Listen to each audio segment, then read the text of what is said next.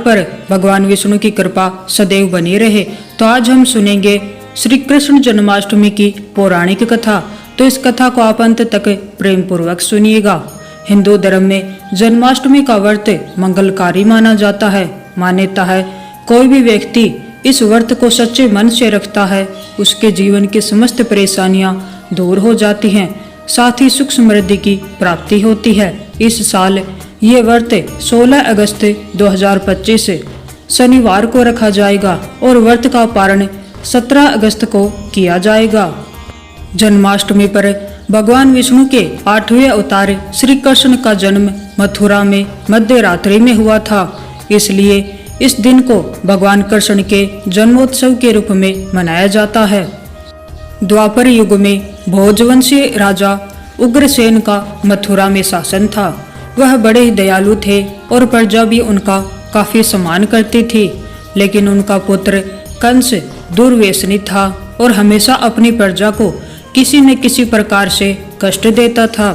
जब उसके पिता को ये बात पता चली तो उनके पिता उग्रसेन ने उन्हें खूब समझाया, लेकिन कंस ने अपने पिता की बात मानने की बजाय उल्टा उन्हें ही गद्दी से उतार दिया और खुद ही मथुरा का राजा बन बैठा। कंस की एक बहन थी जिसे वह अपनी जान से भी ज्यादा प्यार करता था। उनकी एक बात कहने से वह हर एक चीज को पूरा कर देता। ऐसे ही कंस ने अपनी बहन देवकी का विवाह वासुदेव नामक यदुवंशी सरदार के साथ धूमधाम से कर दिया।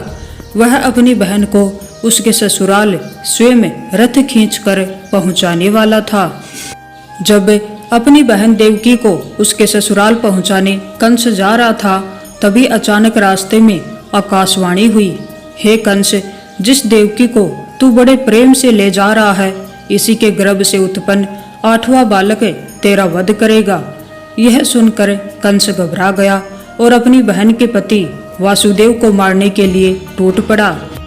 तब देवकी ने कंस से विनय पूर्वक कहा, मेरे गर्भ से जो संतान होगी उसे मैं तुम्हारे सामने ला दूंगी, इन्हें मारने से क्या लाभ है।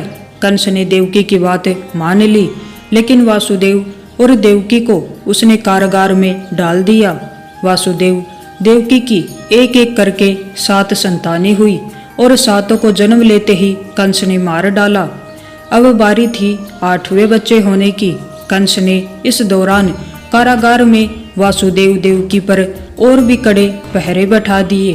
वहीं दूसरी ओर देवकी के साथ नंद गांव में नंद की पत्नी यशोदा को भी बच्चा होने वाला था। उन्होंने वासुदेव देवकी के दुखी जीवन को देखकर 8वें बच्चे की रक्षा का उपाय रचा। जिस समय वासुदेव देवकी को पुत्र पैदा हुआ, उसी समय संयोग से यशोदा के गर्भ से एक कन्या का जन्म हुआ, जो और कुछ नहीं सिर्फ माया थी।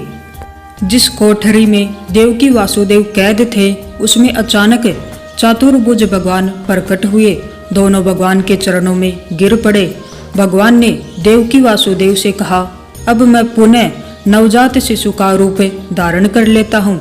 तुम मुझे इसी समय अपने मित्र नंद जी के घर वृंदावन में ले जाओ और उनके यहाँ जिस कन्या का जन्म हुआ है उसे लाकर कंस को दे दो।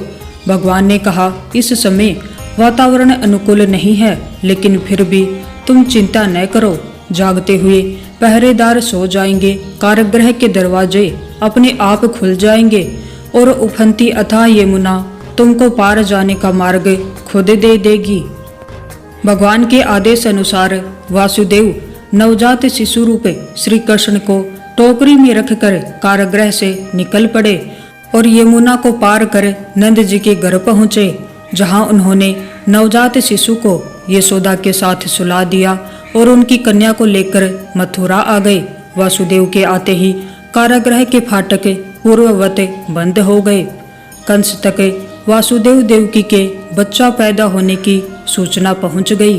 कंस ने बंदी गृह में जाकर देवकी के हाथ से नवजात कन्या को छीना और जैसे ही उसने उस बच्ची को पृथ्वी पर पटक देना चाहा, वैसे ही कन्या आकाश में उड़ गई और उसने कहा, अरे मूर्ख, मुझे मारने से क्या होगा? तुझे मारने वाला तो वृंदावन पहुंच चुका है और वह जल्द ही तुझे तेरे पापों का दंड देगा। तो ये थी श्री कृष्ण जन्माष्टमी की पौराणिक कथा। इसी तिथि की घनघोर अंधेरी रात को रोहिणी नक्षत्र में मथुरा के कारागार में वासुदेव की पत्नी देवकी के गर्भ से भगवान श्री कृष्ण ने जन्म लिया था। इसलिए हर साल भाद्रपद कृष्ण अष्टमी को श्री कृष्ण जन्माष्टमी के रूप में मनाया जाता है। तो अगर आपको ये कहानी अच्छी लगी हो तो वीडियो को लाइक करें और चैनल को सब्सक्राइब करें। आप सभी को राधे।